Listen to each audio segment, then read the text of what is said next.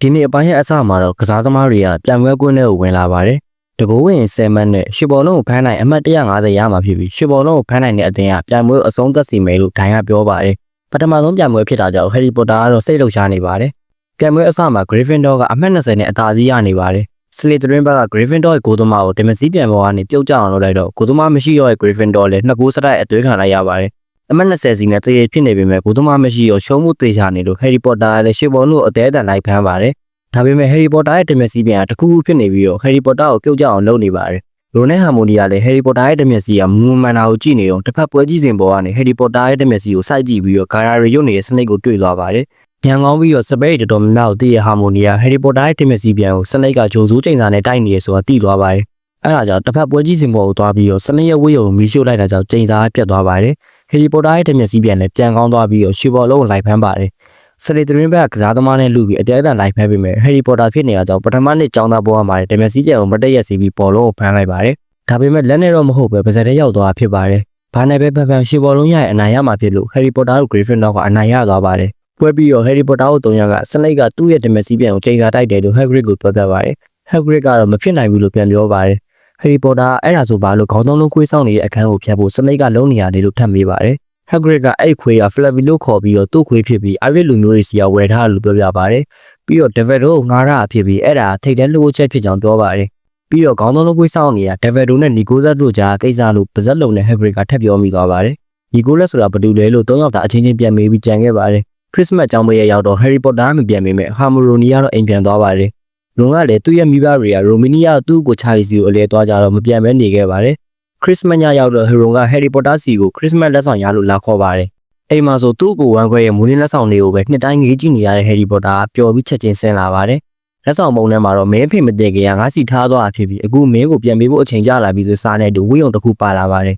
။ဝိယုံကိုခြုံကြည့်လိုက်တော့ကိုပြောင်းဝိယုံဖြစ်နေလို့စာကြည့်တိုက်တဲ့ခိုးဝင်ပြီးတော့ Nicholas ကဘယ်သူလဲဆိုတာရှာဖို့အကြံရသွားပါတယ်။စာကြည့်တိုက်တဲ့ရောက်တော့ကျောင်းဆောင်ကြီး Flick ကအတန်ကြားပြီးလာရှာပါတယ်။ဝိယုံဝေပြီးထပ်ပြေးသွားတော့လမ်းမှာ Professor Quirrell နဲ့စနိတ်တို့ပြဿနာတက်နေရအောင်တွေ့ပါတယ်။ Harry Potter လည်းအိတ်ဆောင်မပြတ်ခြင်းသေးလို့အခန်းတစ်ခုတည်းကိုဝင်သွားတော့မှန်တစ်ချက်ကိုတွေ့ပါတယ်။မှန်ရှိမှရက်လိုက်တော့သူ့ဘေးမှာသူ့ဖေနဲ့သူ့အမေကရက်နေရအောင်မှန်ထဲမှာမြင်ရပါတယ်။မွေးကိစ္စအရွယ်တွေကအမျိုးတွေအိမ်မှာဆွန့်ပစ်ခံရပြီးတအိမ်ထဲနေတဲ့ဝမ်းခွဲကိုကသူ့ရဲ့မိဘတွေနဲ့ပြောနေရအောင်နေ့တိုင်းငေးကြည့်အားကြနေရပြီးတော့အသက်17နှစ်ရောက်မှအဖေနဲ့အမေဆိုတာကိုပထမဆုံးမြင်ပြီးတဲ့ Harry Potter လည်းတညာလုံးမှန်ရှိမှထိုင်နေပြီး17နှစ်စာအတိုးချပြီးကြည့်ပါတယ်။ခဏနေတော့ Devil တို့ရောက်လာပါတယ်။အိမ်မှာ Eric Man ဖြစ်ပြီးတော့ကြည့်မိတဲ့သူရဲ့နှလုံးသားတွေကအနက်ရှိုင်းဆုံးနဲ့အလိုချင်ဆုံးဆန္ဒတွေကိုမှန်ထဲမှာပြပြီးရလို့ပြောပါတယ်။ဒါပေမဲ့အသိပညာကိုအမှန်တရားကိုမပြပြီးပဲလူတွေကအဲ့မှန်ရှိမှအချိန်ကုန်ပြီးယူသွားကြတယ်လို့ပြောပါတယ်။အဲ့ဒါကြောင့်မှန်ရှိမှအချိန်ကုန်မခံဖို့နဲ့အမှန်ကြီးကိုနောက်နေ့မှတခြားနေရာကိုရှေ့ရောက်မှဖြစ်ပြီးအိမ်မက်ထဲမှာနေပြီးအပြင်မှာရှင်သန်ဖို့မေးနေတာမကောင်းဘူးလို့ပါတတိပေးသွားခဲ့ပါတယ်။ကျောင်းပိတ်ရက်ပြီးတော့ Hermione ကပြန်ရောက်လာပြီး Nicholas ကိုတူးတီးခဲ့ပြီလို့ပြောပါတယ်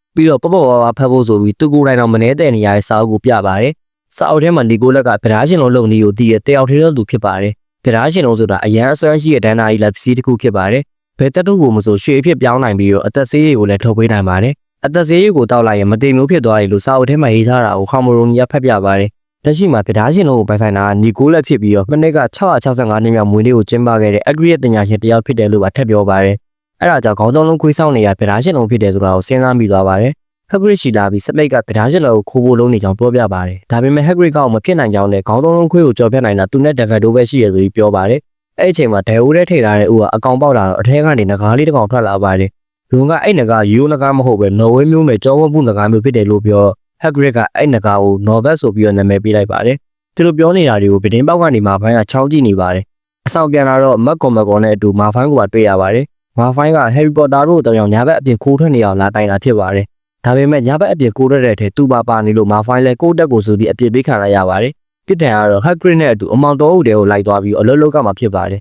။မာဖိုင်းကတော့အမောင်တော်ဦးတဲမှာတမန်ဝင်မှုတွေရှိရဆိုပြီးကြောက်နေပါတယ်။ Hagrid ရှိရောက်တော့ငကားလေးကို Devil တို့ကငကားတွေရှိရ Romania ကိုပြန်ပို့လိုက်လို့ Romania ကိုသူကြိုက်ပါမလားတခြားငကားတွေကအနိုင်ကျင့်ရင်ဘယ်လိုလုပ်မလဲဆိုပြီးတရိတ်ဆန်တွေကိုအရန်ချစ်တဲ့ Hagrid ကစိတ်ပူနေပါတယ်။အမောင်တော်ဦးတဲရောက်တော့ငွေအောင်အရေးတွေကိုတွေ့ပါတယ်။အဲ့ဒီအရေးတွေက Unicorn ရဲ့သွေးတွေဖြစ်ပြီးပြီးခဲ့တဲ့အပတ်ကတကောင်သေးနေရကိုတွေ့ပါတယ်။အခုလဲနောက်ထပ်တကောင်အတိုင်ရထက်ရနေလို့အဲ့ Unicorn ကိုလိုက်ရှာဖို့လာတာလို့ Hagrid ကရှင်းပြပါတယ်။ပြီးတော့ Malfoy နဲ့ Harry Potter တို့ကတစ်ဖွဲ့ Hagrid, Ron နဲ့ Hermione တို့ကတစ်ဖွဲ့ဆိုပြီးအဖွဲ့ခွဲလိုက်ပါတယ်။တော့ဝဲတနေရာရောက်တော့ Unicorn တစ်ကောင်ကိုတက်ပြီးတွေးဆုံနေတဲ့မကောင်းဆိုးဝါးတစ်ကောင်ကိုတွေ့ပါတယ်။အဲ့ဒီမကောင်းဆိုးဝါးကို Harry Potter မြင်တော့သူ့ရဲ့နှစ်ဖူးကအမာယုတ်ကအရန်ပူလာပါတယ် မကောင်းဆိုးကသူတို့စီလာနေအောင်မြင်တော့မာဖိုင်းကချက်ချင်းပဲထပ်ပြေးသွားပြီမယ်ဟယ်ရီပိုတာကတော့ကြောင်ပြီးရက်ကြည့်နေပါတယ်ဟယ်ရီပိုတာပြီးရင် One Piece ရဲ့ live action ကိုလည်း recap လုပ်ပေးသွားမှာဖြစ်လို့ကျွန်တော်ရဲ့ YouTube channel လေးကို subscribe လုပ်ပေးသွားဖို့တောင်းဆိုချင်ပါတယ်